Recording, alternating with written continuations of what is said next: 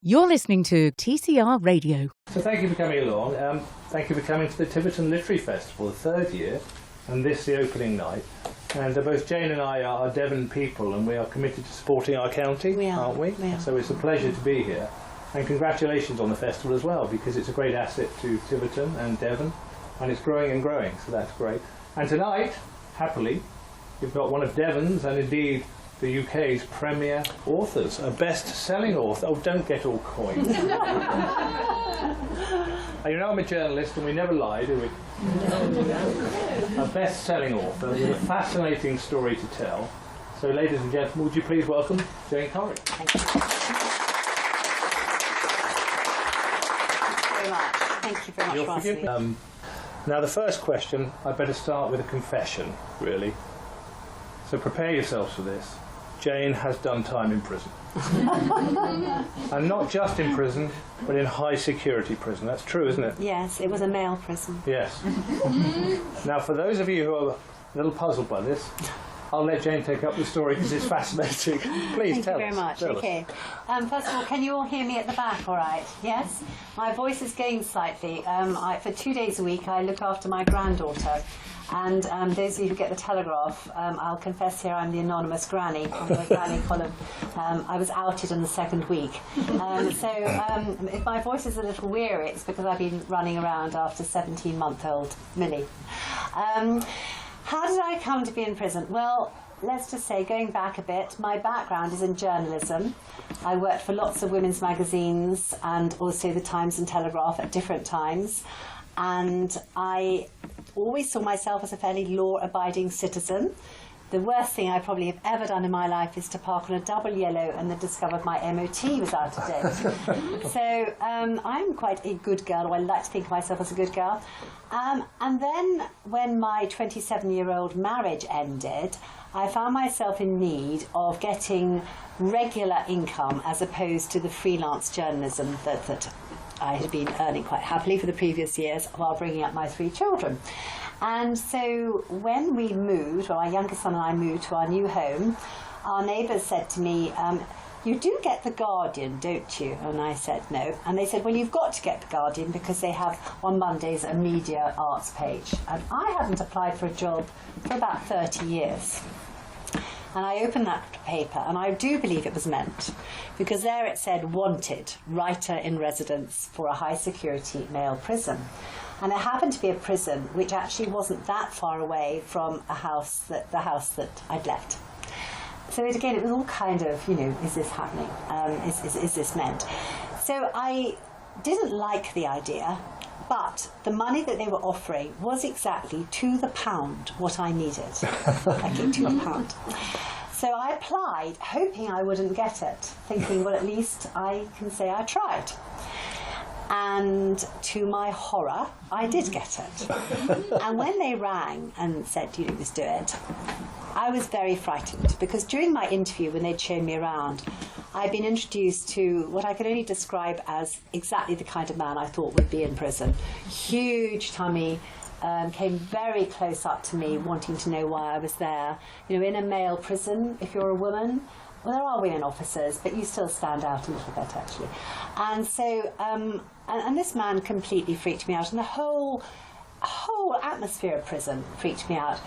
I hadn't realised it was laid out a bit like a hospital with wards, with wings like wards, and that you had to go through lots and lots of double sets of doors. And you felt very claustrophobic. So when they rang and said, we'd love you to do this, I rang my sister. And I said, I don't know what to do. And she said, well, don't be stupid. You can't do that. It's a terrible thing to do. You can't handle it. So I thought, right. So I accepted it. Well, I have my sister to thank for that one. And hence Blood Sisters. Well, actually not hence Blood Sisters, but I couldn't have written Blood Sisters without I'm just sorry to be a BBC journalist and interrupt, but there's a couple of bits I'd just like to pick up on, because I think people are interested. Right. Before we get on to Blood Sisters, I'd just like to explore, you obviously had some trepidation about this job. Yes. And everybody here will know the first day at school or the first day in a job feeling. So just tell us a little bit about what it felt to go up to that prison with those horrible walls with the barbed wire and the the coldness of the place. Okay. Well, first of all, what do you wear on your first day at prison? Okay. Well, trousers. I reckon that would be safer. My Chanel number 5, because I don't go out of the house without it. Okay. And a smile, because I was scared, really scared. And when I'm scared, I smile. So, no, I felt actually it was very important to try and look as though I was okay about this. And I drove up, and I have a rather distinctive little yellow Beetle, which was the other thing that worried me a bit, because I was scared that people in the prison might try to follow me, that they might try and work out where I lived. And, you know, I didn't have a husband, I was living on my own with my son, so that rather worried me, going up to the prison gates in my distinctive yellow Beetle. I have to say that the prison was divided into 2. In the mornings I worked in what was called an open prison, where people were either coming to the end of their very long sentences or had been in prison for a short time. And then the afternoon I literally crossed over the courtyard into what was known as the dark side, which was a Cat B prison. Prisons are classified in inverse order to A levels. Double A is very bad, A is bad, B, where I was, we're talking rapists and murderers and men who hear voices. C is you're getting there, and D, you're just shortly to be released. You have to laugh because it's gallows humour. You can't work there without having a certain sense of humour. So I parked and I thought, am I really doing this? And I went up to the office, and I was dispatched immediately for my key chat. My key chat was where they talked me through how to handle the prison keys. Now, I was the kind of person that used to have to go back and check my front door 3 times. No more, because there are so many doors to open in prison. You'd be there all night and all day if you were doing that. So they gave me a black leather belt with a whistle and the keys. And I found out that my job, because my job description had been somewhat hazy, I knew that I was there not as part of education, where people had to go to education classes, but to help men who wanted to come to me, to write letters, to write life stories, novels, poetry, anything. So my job was to woo them in and write posters and drum up trade, be a literary Pied Piper, as it were. And I would have to go onto the wings to do this. But I hadn't appreciated that I wouldn't have a prison guard when I did all this. So I then found myself sitting opposite the table to somebody who'd committed multiple rape or somebody who'd murdered, and I'll talk about that in a minute, about how you know or don't know. And you can't be frightened, because there is no point, you're there. And the other thing is that words are a great leveller. Now, most of them, I hope, came to me because they were genuinely interested in writing. And many would say the same thing, that they never actually had a chance to do it before, but now they had time. Or they would come and say, I can't physically write, I can't spell, I can't write, but I've got a story. And I would say, fine, I'll write it down. And boy, what stories they came up with, absolutely extraordinary. So on my first day, I nearly took my finger off in one of those double doors. And you did 3 years? Yes, I was meant to be 2. There's a story behind that, actually. I was meant to be 2 years for 2 days a week. You'd come out every day gulping in the fresh air, and I had a 40-minute drive back to the new house where I was with my son. And I would look at people walking along the street and think, they have lived a normal life today, and I have been inside the most extraordinary place where people have written about their crimes or told me about their crimes. It's not actually considered good manners to ask somebody what they have done. But there are manners in prison. Oh, hugely. You can really offend somebody. Respect is a very big word in prison. If somebody thinks they've not been respected, then you're in trouble. And how do you tell? How did you find your way through that? Be careful about that one. I once got into trouble with a lifer because I lost his poem. Which was very scary, and he felt I hadn't showed him respect, and he was very cross, and I could see why he was cross, actually. And then I found it, which is usually somebody had filed it in the wrong cubbyhole, actually. It wasn't me. But men will get very angry with other men if they diss them in any way, or get cross or get angry. But what I was going on to say was that the governor then asked if I'd stay on for a 3rd year. And I was at that stage where I had been friends with a family friend for a long time, who's also godfather to my children. And we were just at that stage where we were making that transition from friendship to something else. And I said yes to the governor, and then the following week my friend asked me to marry him and suggested we lived in Devon. And so I spent that third year commuting from where it was, which was on the borders, London, Oxford, down to Devon, because I didn't feel it was right to resign because you're with very vulnerable people, and I said yes. So if you happen to be in Exeter service stations at 6:30 in the morning, you might have seen me getting into a prison van because one of the officers happened to live in Devon, so he would pick me up and take me up and then drop me off again on Thursday. I was rather worried about what the new neighbours might think. But when the governor said, "Would you do a 30?" he said, "By the way," he said, "by the way." When somebody says "by the way," you just know it's a big "by the way," don't you? By the way. We've obviously got to raise the funding for you, Jane. So I said, "Oh, right, no." And he said, but so would you stay the night in prison as part of a charity drive? No. So I did what I always find myself doing and saying yes. You know, good, yeah, absolutely fine. It was the most claustrophobic night I'd ever had in my life. So it started by, they put me through the same drill that a man or woman, but this was a male prison obviously, does when going into prison. I had to sit on a seat which photographed my insides, because drugs are often hidden in certain places. I had to go past a sniffer dog. To my surprise, and I did know this because I'd been roped in on an exercise before, a dog, if they find drugs, will just sit and look up at you adoringly rather than make a fuss. I really think it should be much more dramatic. But well, it is on television, of course. Exactly. And then I had tea with the men, and some of whom I knew, and we watched a bit of telly. And then at 8:30 they said it was bedtime. So I got shown to my cell, and the door was locked. Electronically, you hear a click, which that was the worst bit, because I'm an outside person. Tell me about that moment. Okay, well, that's that moment, prison personified, isn't it, that moment? I wanted to ring my husband, because we were married by then. I wanted to ring my children. I wanted to be outside. I'm a real outdoors person. I didn't like the look of the bed. It was very narrow, and the pillow was as hard as the table. Now, my men had told me about prison pillows. We'd actually written a poem about it. They'd said it was very hard, and they were very hard, and I hadn't appreciated that a new pillow is literally rock solid. So I tried out the bed, and I didn't like it, and I went and looked at the window, and then I did what I always do when I am in that kind of situation, or just feel stressed or just want to, I wrote. And I had been allowed to take my laptop in as long as it wasn't connected to the internet. So I just wrote, and I wrote till about 3 in the morning.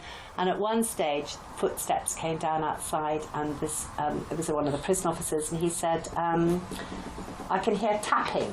So I said, "Yes, I'm writing." And he went, "Oh." And I could tell he felt very threatened, because he knew, probably, or thought quite rightly, that I was writing about how I felt. Yes, indeed. What a moment. And just before we come on to talk about how that fed into your book. Well, both books. Both books, yeah. Did it change your opinion of prison and prisoners in any way, your time? Completely and utterly. I was one of those people who just thought if somebody was in prison, they deserved to be there because they had done something wrong.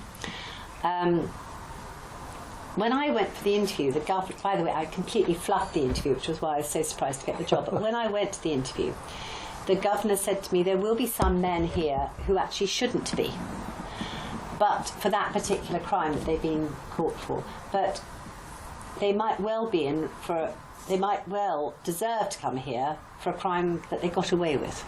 Are you with me?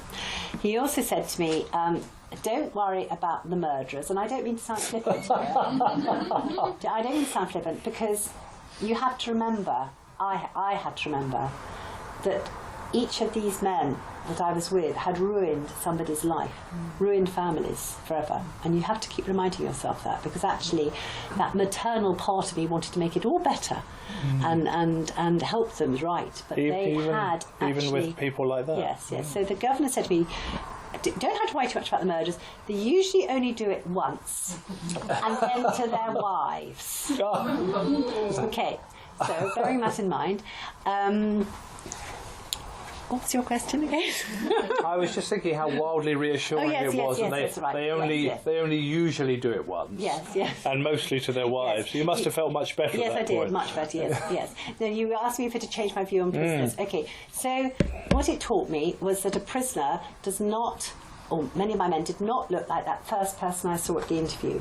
They looked like you. They looked like, a husband, a wife. Sorry, not a wife because they were all men. Rather, they just looked like anybody. And also there were many people there who had committed their crime because they'd been high on drugs or very drunk. And I will never forget one man who'd been in my course for about a year and a half, very well spoken, had been a professional, came up to me, and his wife and mother visited every month. I met them because they had things like family and friends days. Came up to me and said, Jane, I've actually got to tell you what I've done. And if I tell you it was sex offences. And I really wish he hadn't told me, because I couldn't quite see him in the same light again. Okay, so it made me realise that a prisoner is not what they seem. Also that sometimes there are miscarriages of justice. I mean, I had one boy, and a prison officer did bear out his story, and he was a boy, and this was on the open prison side, who was there for a year because he'd been in a pub with his girlfriend, and a man came up to him who didn't like the look of him and said, I don't, he was drunk, this other man, and said, I don't like you, and pushed him. And my man pushed him back, because he was worried he might hurt the girlfriend. But my man pushed the other man through a glass window, and he needed lots of stitches, and the other man sued my man. And he was a university student. And his university kept his place open for him. His mother, by the way, got a lawyer out of Yellow Pages. I'm not saying there's anything wrong with getting a lawyer out of Yellow Pages, but as I only marry lawyers,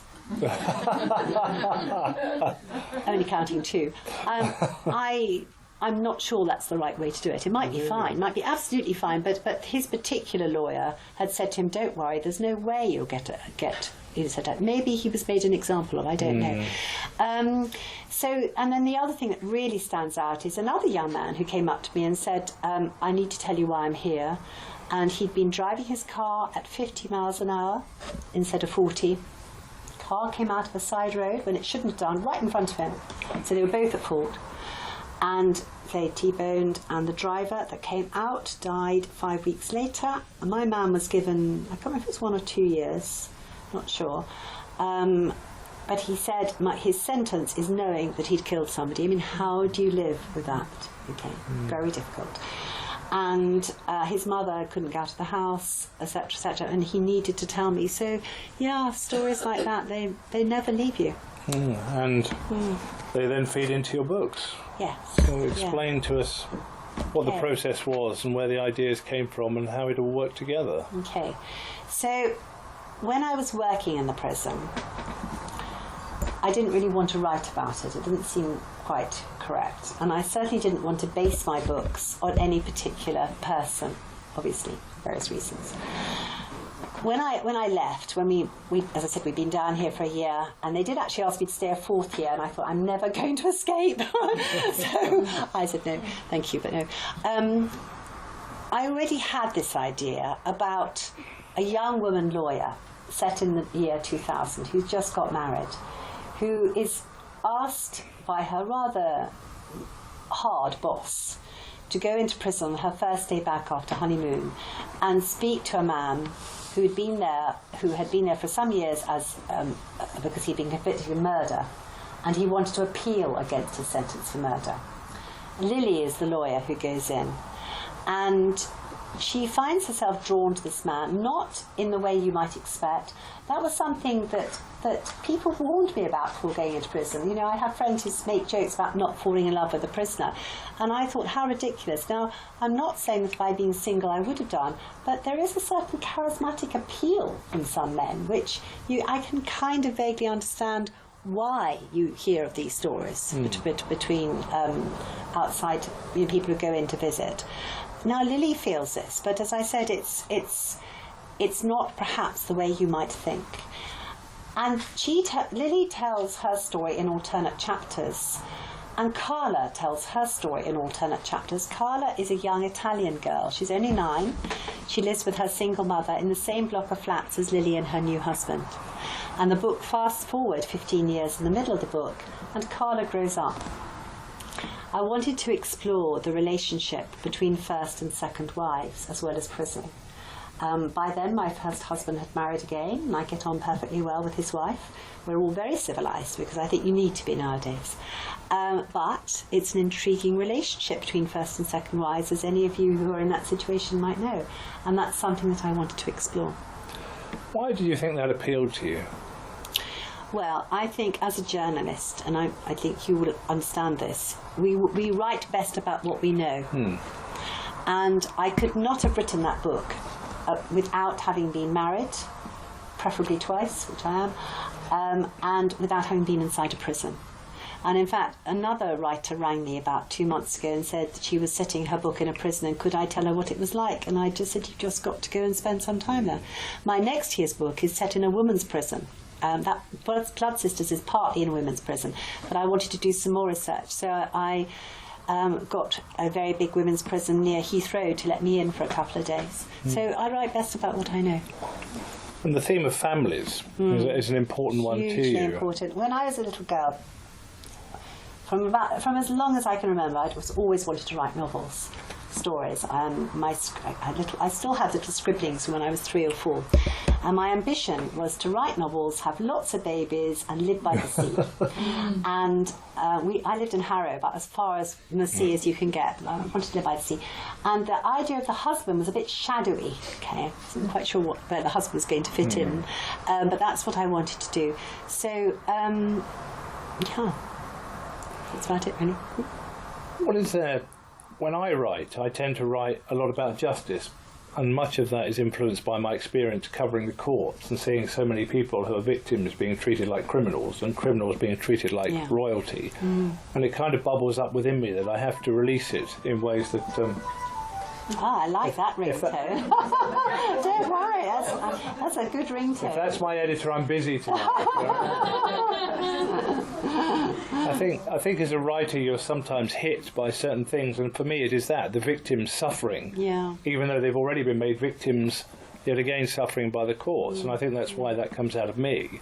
I wonder what was within you that makes you write about families, and particularly you put your families under a lot of pressure, don't you, in your books? I'm fascinated by families because I love my family very much. But I do come from a split family. My parents divorced. I didn't expect my marriage to fail, but it did. And it leads to lots of different knock-on effects. And many of us have got families like that.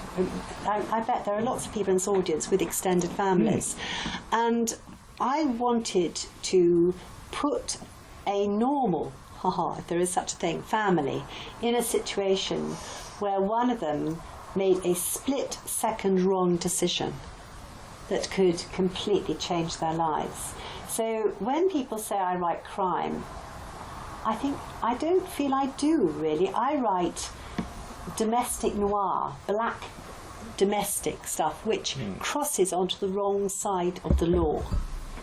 Because there are so many different types of crime. So that's my type of crime, as it were, as opposed to police procedural. And it's become a bestseller.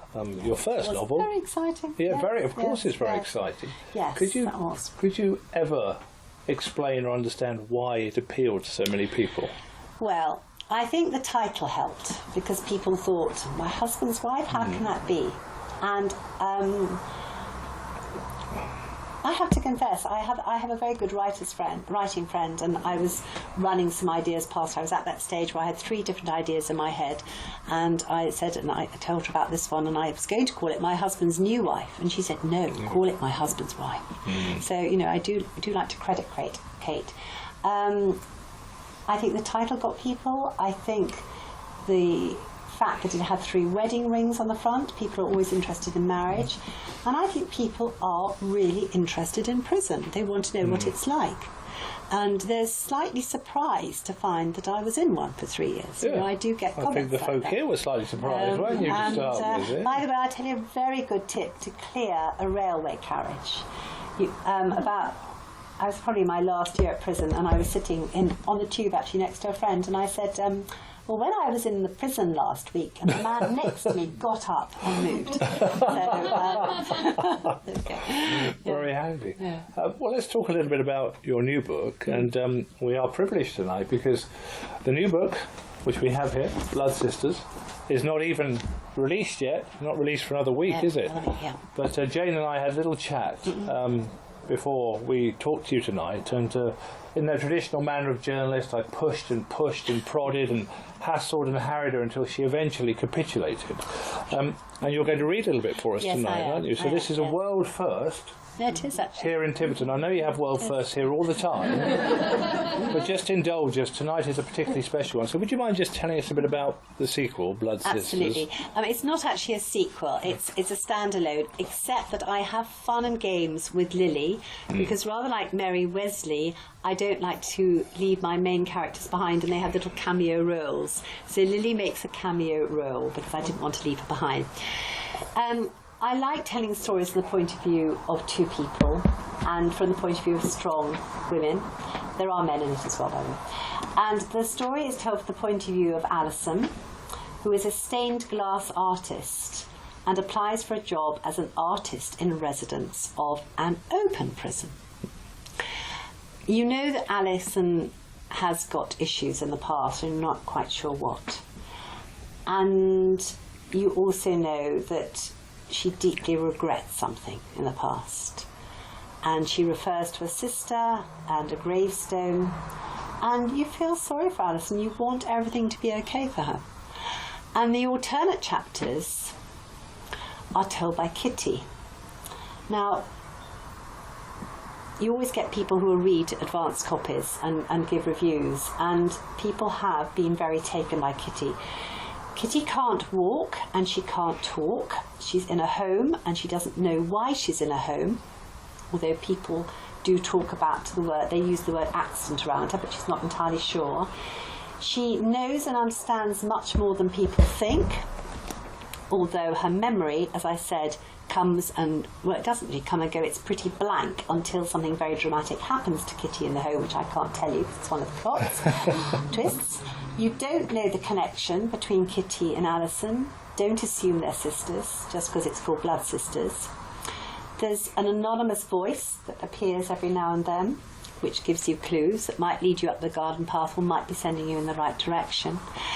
And the book, halfway through, goes backwards. So you know what happened to Kitty before she ended up in the home, and you live life with her. Mm-hmm. It's an upbeat ending. But there's a way to go to get there. Blood, sweat and tears. Rather like our lovely bookseller had to go to blood, sweat and tears to get the books tonight. Yeah. Well, that's a tantalising insight. Could I ask you to read a few words? Absolutely, yes. Would that be all right with you, folks? Would you like a world first, the premiere? Would it be all right if I read half a page from the first chapter and half a page from the second? Because then you get a flavour of both women. Is that all right? I just stretch my legs. I've been running around the donkey sanctuary all afternoon in the suit of an 18-month-old. Dressed like that? No, in my flat. You're so glamorous. You should have seen me 4 hours earlier. Okay. So, I'm just going to read out also a bit at the beginning. So it says part 1. Okay, I'll be very careful with the spine. News just in. A murder is reported to have taken place at an open prison on the outskirts of London. No further details are available at present, but we will be bringing you an update as soon as possible. Meanwhile, on Radio 2, here is the new song from Great Cynics. That's an in-family joke, because my youngest is in a band called Great Cynics. Okay? And they did actually appear at Reading Festival a few years ago, and I wore a T-shirt that said, I gave birth to a great cynic. And then there's also another little insert in italics. You don't know who's talking. Squeaky clean school shoes, shoulder bags bobbing, blonde plaits flapping, 2 pairs of feet, one slightly larger, Come on, we're going to be late. Nearly there. Almost safe. Pavement edge. Another pair of feet. No! A scream. Silence. Blood seeping on the ground, spreading and spreading. Chapter 1. Alison. Careful. It's not the size that counts, it's the sharpness and the angle. The blade must sing, not scratch. I hold the piece of blue glass up to the window light. It's the same colour as the type you occasionally see in bottles lining the shelves of old-fashioned pharmacies. A nice, clean cut. No sharp bits that need trimming, which is always tricky. So easy to get splinters of glass in your skin, or on your clothes, or in your mind. Now for the acid test. Does the glass fit the lead outline? My heart always starts to beat wildly at this stage, as though it's a matter of life or death. Silly really, but that's how it feels. After getting this far, you don't want to get it wrong. It's not just the waste of glass, it's the waste of time. Each second of life is precious, as I know all too well. Would you mind helping me with this, Mrs. Baker? Actually, it's Miss, I say, looking up from my demo piece, and please call me Alison. Everyone else does. Most of my students are older than this new one standing before me. Shorter too. He's substantial without being chunky. 6'1.5" at a guess. 3 inches or so more than me. That's the first page of chapter 1. Chapter 2, Kitty. I have to just say, I'm going to say a character's name that sounds like O-T. It's written O-H-T-E-E. It's the way that Kitty sees an occupational therapist's name. So O-T is an occupational therapist. Knit one, purl one, sang O-T. Knit one, purl one. Kitty wanted to throttle her. Knit, purl? Who was she kidding? Their stitches, O-T's included, were sliding all over the place, twisted up in woolen knots, off the needles entirely, or even lying on the ground in a pool of urine, courtesy of Dawn in the room next door, who had been incontinent and never the same in the head since her pushchair had collided with a lorry some 30 years earlier. Ironic, since her mother had only just succeeded in potty training her at the time. Kitty knew the details because she'd overheard Dawn's mother telling the staff. She did so every time she visited. One afternoon a year, 2 o'clock, Christmas Eve, on the dot.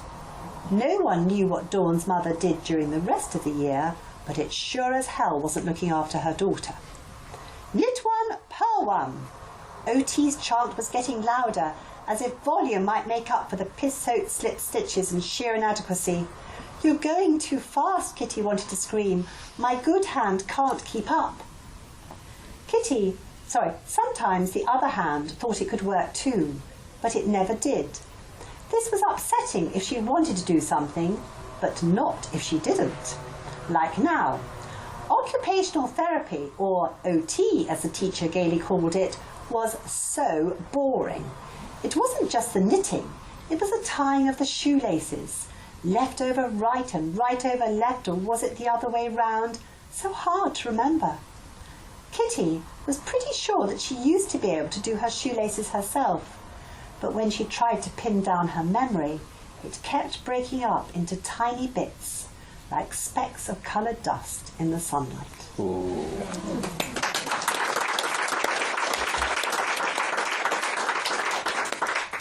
Well, this being your new book, yes, and this not actually being out yet, I think I can sense from the audience how they felt about that. But I'll just ask you what it feels to, in what is often a lonely profession where you sit like me and you study and you write day after day and there's no one else there. What does it feel like when you actually finally get to release this and read it to people?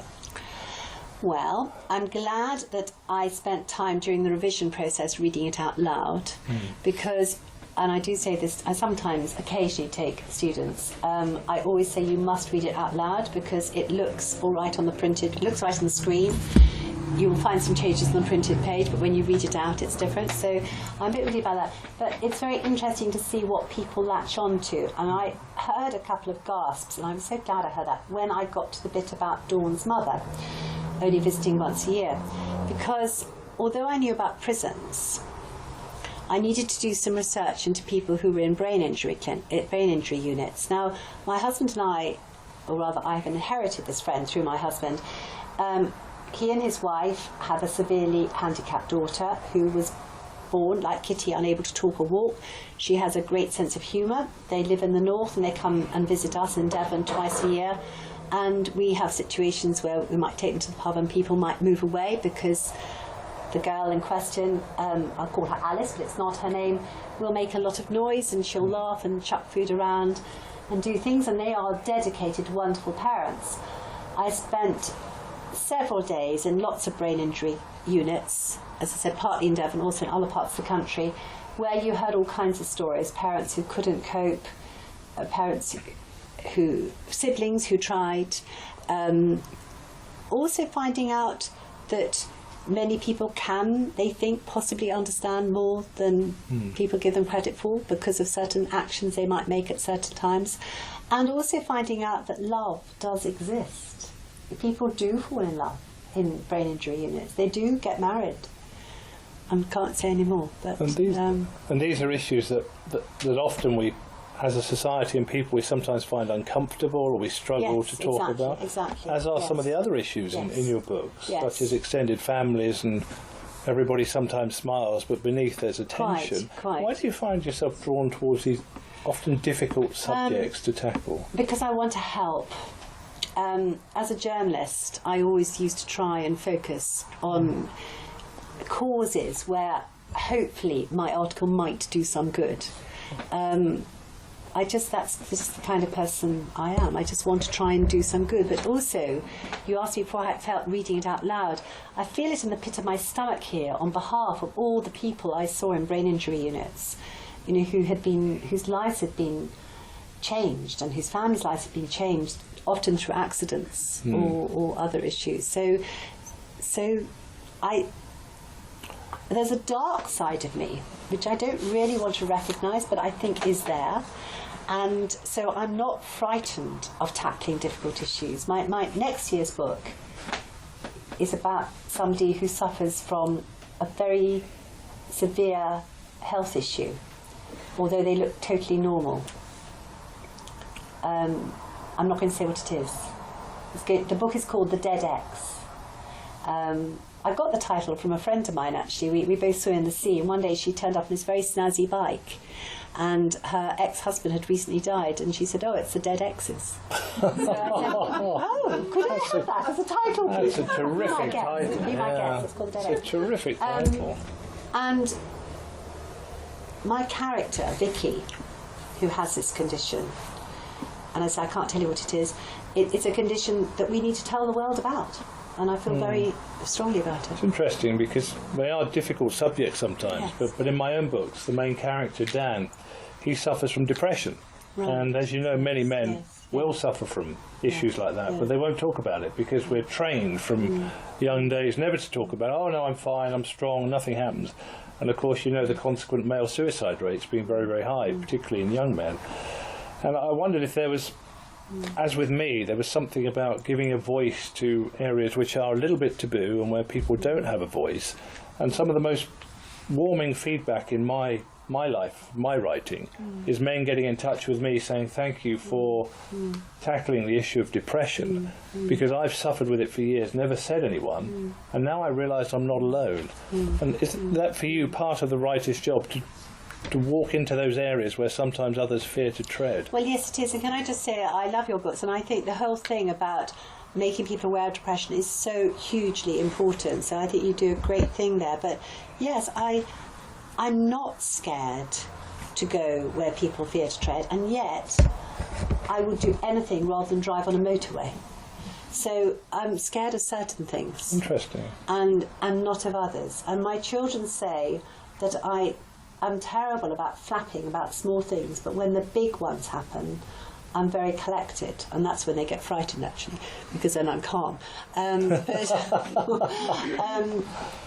just think, it's our duty to tell people, yes, you know, this can happen. People can get into accidents, things can happen, and, you know, people end up with funny things on their heads and wire, and it makes me want to weep, to be honest. I know I've came back and cried on many occasions. With Alison, yes, she was me going into a prison for the first time. I love art. Art I love art. I dabble. And I had already done a stained glass workshop for fun about 4 years ago, and I wanted to give Alison an occupation that could be possibly dangerous. Glass, okay. Although, of course, she wasn't allowed to do that in prison. Naturally, there are lots of things you can't do in prison, and that includes taking anything sharp inside, or even an umbrella, by the way, or chewing gum, but that's another story. So I wanted to give her that. But I also, so I then did another stained glass course when I started researching this, and I learned so much. And I was the only person in the class who was diligently scribbling down notes, but not about how to do it, but what plot twists I could get out of this, which was amazing, great fun. So yeah. And we're coming towards the end of our first allotted hour, but Right. I just wanted to, before we ask for questions, so just get a sense of what writing means to you, what it does to you and why you write. Right. And also the feedback you get from your readers and the feelings you get from them, and what really makes you feel good about something you have done or achieved in your writing, and why it makes a difference. You might have to prompt me about some of those questions. No, there's a lot of questions in there. It's fine. Okay, so why do I write? I breathe, therefore I write. It's like that. I just can't remember a time when I haven't written. As I said, I used to write little stories and poems when I was younger, and it's just what I do. I can't do anything else. My math skills are legendary for the wrong reasons. Ditto for geography. And it's just what I do. I also find that when I go through dark patches in life, it helps me hugely to write about them. I remember when I bought a house for myself and the children after my marriage ended. I was very scared, and I retreated into a corner. The kids were at school, I wasn't neglecting them, into a corner with my laptop and wrote a short story, because that's what I do to get out of the situation. I don't know how people manage without writing. Feedback from readers, it's wonderful. I think, do they mean me? Is it me that have they got me muddled up with somebody? It's lovely to hear from readers. People will also tell you if you've got something wrong, and that's fine up to a point. Somebody did tell me about a mistake in My Husband's Wife, where somebody used €1 the year before they become ill. Fair point. Yeah. It is, I think it all feels extremely unreal. I don't get embarrassed about it, but I do think, gosh, it's when you're writing the story, it's the story you're thinking about. Talking of readers getting in touch, I do occasionally get some of the men getting in touch with me. Now that's not allowed, and I'm not allowed to respond, so I have to go back to the people who employed me and get them to reply for me, with one notable exception, and I have cleared this with Rachel because I didn't want her to think that I was promoting another event. But when I was in prison, the governor said to me, "Oh, well, we've got a chap actually who's already been published by Penguin." Now, I wasn't published by Penguin then, and I thought, obviously Penguin to me is the pinnacle. And so I said, "All right." And he said, "Yes, when he was on one of his out spells, he was befriended by the author Will Self, who put him in touch with his agent, and he wrote a book about prison slang, and there is a completely different language in prison, which you could get wrong, as I did too. Not a good idea. Anyway, so I went along and met him, and he was a big man, and I was a bit scared, okay? He looked like you might think a prisoner might look like. And we kind of looked at each other. And I was very lucky in that my wonderful governor allowed me to get a copy of the Bookseller every week, the prison paper, which was very nice. And I had brought a copy of the Bookseller with me to prison that day. So I said, I've got a copy of this. And he went, wow. And we just sat in a corner and we discussed the publishing industry. And he was then released, after I was released, and he now edits a prison newspaper, and he's had 2 more books published. Wow. He's still a Penguin writer. He writes non-fiction rather than fiction. And he's coming to speak at Sidmouth Literary Festival this Sunday at 4 o'clock. And I do happen to have 4 tickets on me. And it could be quite interesting. I haven't seen him since prison days. I'm a little bit nervous. It'll be a fascinating reunion. Oh, thank you. Yes, well, perhaps we should have called it the reunion. The reunion. Yes, yeah. I think the BBC have got ahead of you. I know. Yeah. Well, thank you for that, Jane. I can see questions bubbling from the folk out there. So, would anybody like to ask the first question of Jane? Oh, come on, don't be shy. Yes, sir. Journal, prison journal, is that Inside Time? Yes, it is. Do you know it? Oh, I do, yes. Yes. Someone who edits it lives in Taunton, is a customer. Oh, really? And I know Rachel Billington. Oh, yes, well, I know Rachel Yeah, very well. Yes. No, she's great, yes. And in fact, I did write a monthly column for them at one stage, yes. So, no, yeah. Mm-hmm. Any other questions? Come on, don't be I'm just intrigued about this fluffed interview. Oh, Said you fluffed it when you got the job? I did. I completely fluffed it. fluffed interview. And sorry, I was speak. I went along, and as I said, I haven't had an interview for more than 27 years. So I took with me my newspaper cuttings and my magazine cuttings, and I hadn't expected there to be so many people. There were 4 men, not 1 woman. Okay. And one of them didn't look very friendly. And I just felt he didn't really like me. And the governor was very sweet. And in fact, he was a spitting image of Peter Bennett, the playwright, spitting image.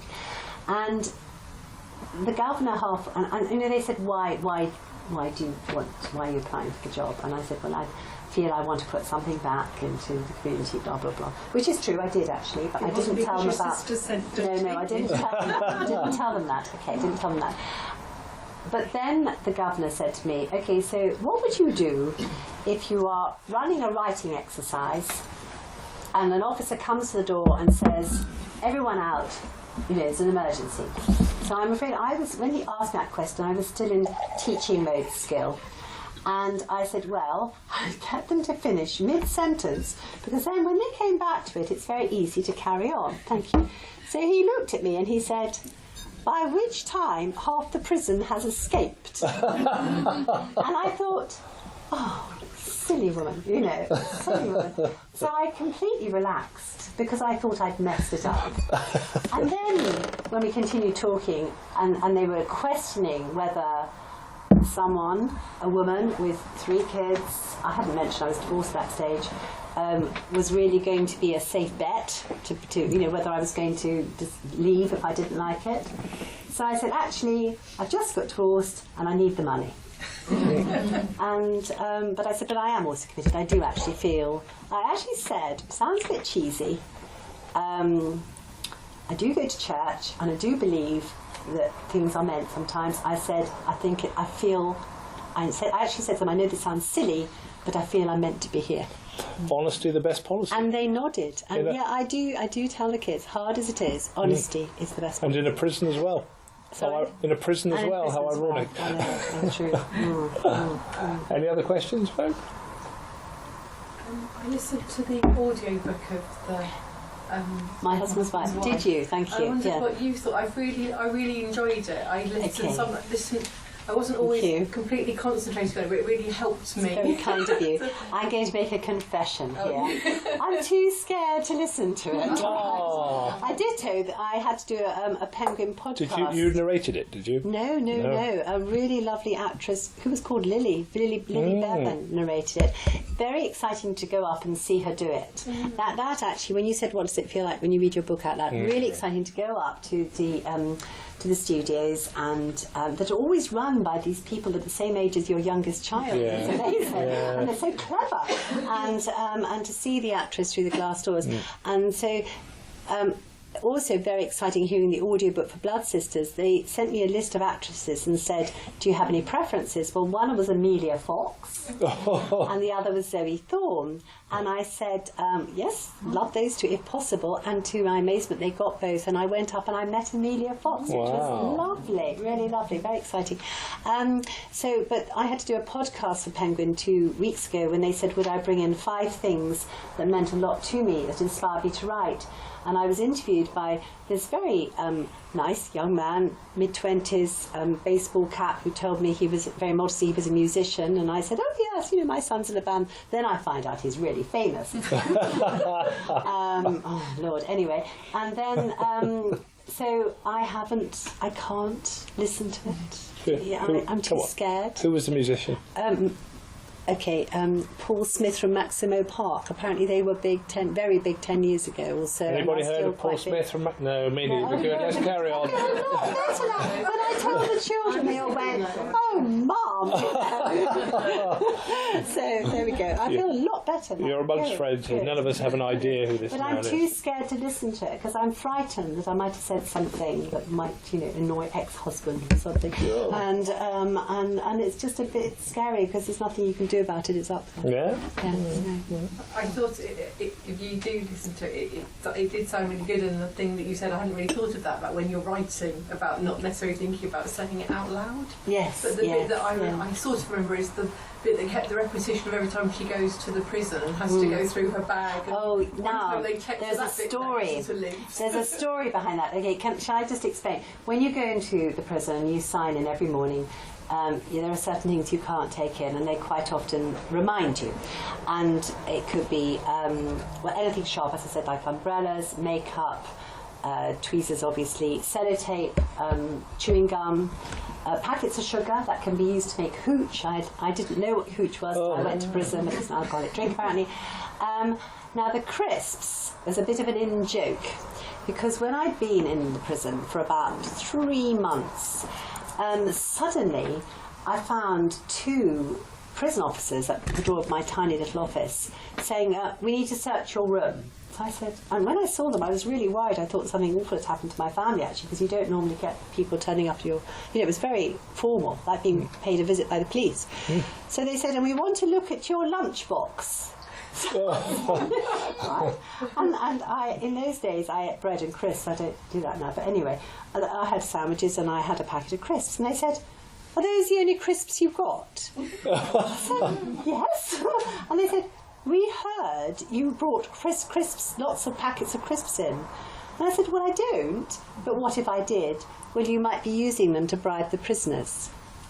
So I was so annoyed that I rang the governor.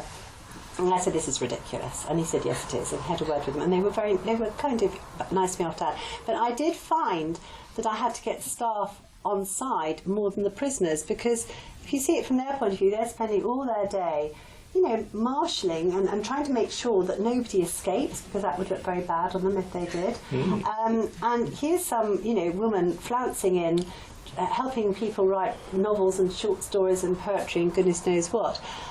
So I had to befriend the staff too, and I actually think, if this doesn't sound arrogant, I hope not, that I did it in 2 ways. One was intentional and one wasn't. When I started the prison, somebody said to me, men when they go to prison often find God or the gym. So they get very intense about one or the other, or sometimes both. And that made me think about a feature I'd written when I was on Woman magazine, where I had to go and ask celebrities for a piece of advice that they would pass on to other people. And Gail Hunniford's was, either have a good bed, always have a good bed and a good pair of shoes, because if you're not in one, you're in the other. And Claire Rayner's was, all things must pass. So I thought, what if I got both staff and men to write a little saying that meant something to them? And the result was something that I called the Book of Uncommon Prayer. And so it didn't matter if people didn't have a religion, or if it was, we had a wide variety of religions too, but they all wrote little sayings. So that that was important. So that actually helped the staff, I think, accept me more, because I'd asked them to contribute as well, and they were quite interested in reading what the prisoners had written, and the prisoners were definitely interested in reading about what the staff had written. The other thing, which was totally unintentional, was my youngest son was 14 when I started to bring him up on my own, as I said, in a band, lots of late nights, collecting him from gigs, trying to make him do his homework. The result, baggy eyes. So I used this white cream stuff that you girls will know exactly what I'm talking about, which is not meant for under eyes. And I put on too much one morning, and I went in, and the officer booking in said, "Oh, you look dreadful." And I said, "I've been up waiting for my son to get back." And she said, "Say no more." And from that minute, she was so nice to me. Yeah. So she obviously, had issues with children same problems, too. Yeah. Right. Mm. Yes. I've been in prison too. Have you? What did you do? I don't mean it like that. What kind of job did you do? I've been in Exeter prison. Oh, have you? I've been in Right. Dartmoor prison. Yes, me too. The reason I've been in both of those prisons is because we run prison libraries in Devon. Yes, yes. So we have 3 prisons in Devon, and we run 3 prison libraries, and we're trying very, very hard to make our prison libraries better than they are, and it's a massive challenge. I totally get that. I totally get that. Part of that is trying to find staff that are prepared to work in prison libraries, because it's a different sort of thing altogether. And part of it is the different regimes of the different prisons, and they're very, very different. I just wondered if you could say something about the role of the prison library in your experience, and what you think we could do better. Oh, I'm so glad you asked that question. And I've never had that question in my books, and I'm so glad you asked that. Okay, so first of all, I love libraries. I don't think I could have got to the present day without hiding away in libraries in my life. And so the first place I beetled to when I got to prison was the prison library, and run by a very nice man in his 30s. This was in the open side. I'll talk about the dark side in a minute. And I would run some of my courses there, which was quite good because we got people in and it was a nice environment. So the first thing I'd say is to get an outside writer in to run some courses there. I actually, when I moved down to Devon, I did run a 2-day course at Dartmoor, yes. And the other thing is that when I went into the dark side, which was the Cat B prison, the library was very different then. The access was not easy. It was closed quite a lot.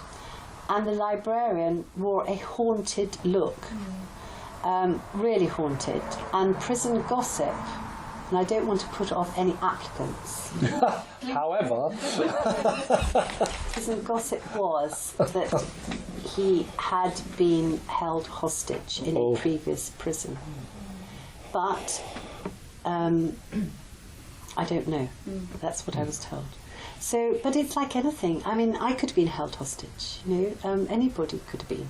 Things happen, and actually, prisons are much safer places than being out on the street at times, because there are, people don't normally want to do something daft in prison because then their sentence gets extended, unless, of course, they are scared of being released, and that's quite common in people in open prisons to do something, reasonably minor, but just to get their sentence extended again. Jane, sorry to interrupt, but did you find, I can understand the fear of being taken hostage and held, that must be one of the worst for all people in prisons.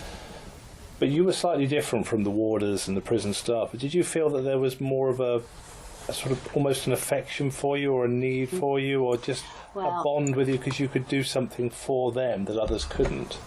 Yes, in a way, and I always have to be very careful. Before I started, a psychologist friend said to me one of the best bits of advice he could give me was to keep boundaries. So that if somebody did come close up to me, like that man in the interview, you take a step away and you actually say, "Excuse me, I need my space." So you can be very clear about it.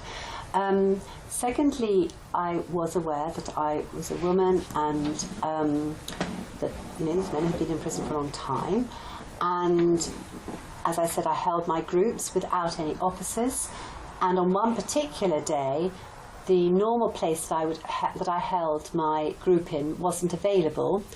And the men said, oh, you could come upstairs to the landing. There's a community lounge next to our Pats. And that's a no-no. It's absolutely not allowed. And I explained that. And they said, well, go and ask one of the officers. So I did, in the assured belief he'd say it wasn't allowed. And he said, oh, if you want to. Now, these were men who were rapists and murderers. I knew that. And they were also men I'd been working with for 1.5 years. So if I'd said no, they would think I didn't have any trust in them. If I said yes, the newspapers would have a field day. You can just see it, can't you? Yeah. Naive, daft, blonde. Blondes are always naive and daft. Yes. Naive and daft. I have the same problem. Do you have the same problem? Absolutely, right. So I did it, and I went up, and as I went up the stairs, I thought, am I doing something really daft? And because literally their bedrooms were next door, and there were 6 or 7 of them, and it was absolutely fine. It was fine. And the same for staying the night. So no, that was fine. We've probably got time for another question. Has anybody got a nice question to end us with? Oh, come on. Come on. Yes. Oh, we got 2 now. I'll do both. Which one shall we have? Shall we have both? Are we being kind? Yes. Are you sure? Yes, yes. Both? Yes. Well, which one first then? Well, I think... Who's got the nicest question? I was going to say, I thought you were going to say who had the money, so I was going to say... Well, even better. We'll go you then. Okay, yeah. Can I ask what authors you read? Oh, yes, absolutely. Well, I love Maggie O'Farrell. I love quirky writers, so I like Maggie O'Farrell. I also like Anne Tyler, the American writer. And I like her because she writes about family situations. If you're not aware of Anne Tyler, do see Rachel. I'm sure Rachel's got lots of Anne Tylers. I think they're absolutely wonderful. And I love reading classics too. I'm a very eclectic reader. I don't like to read in my zone, in the domestic noir zone. I also adore short stories by Alice Munro. My daughter did her for A-level, couldn't stand her, and I always used to read my children's texts so that I could test them in the car where there was no escape. and so I fell in love with Alice Munro's writing, and in fact we visited her bookshop in Canada, which is run by her ex-husband. So, and at the moment I'm reading a lot of children's books with my granddaughter.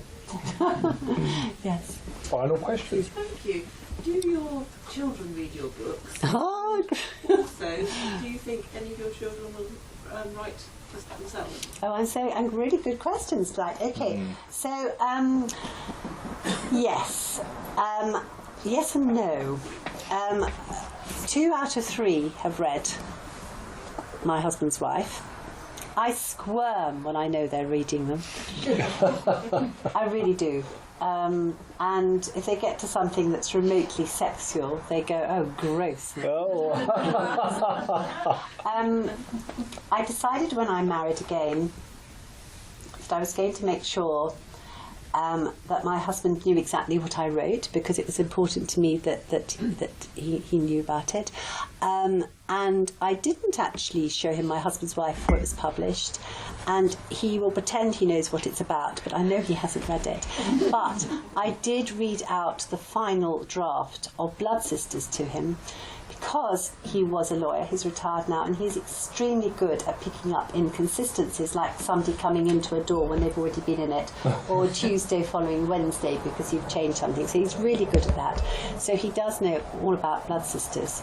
But it does make you cringe when you know that people you know are reading it, because you think they're going to think about you in a different light, which they do. And I get some very intriguing reactions from loved ones. Jane, thank you very much. Well, thank you for having me. Ladies and gentlemen, Jane will be lingering just a little longer to sign a few copies. Can we just remind people about the 4 tickets for Razor? Oh, he was called, I forgot to tell you, he was called Razor in prison. Razor. Nice nickname. Doesn't like to be known as it now. Yes. Well, ladies and gentlemen, Jane will be here for a little bit longer to, if you insist on buying her books, and particularly her new novel here. We've got a preview of it here before even publication date. She will even squiggle a few words in there for you as well at no extra charge. No extra charge. And for a fascinating evening, insights, family life, prison life, and an exclusive reading of the new book. Ladies and gentlemen, thank you, Jane Corrie.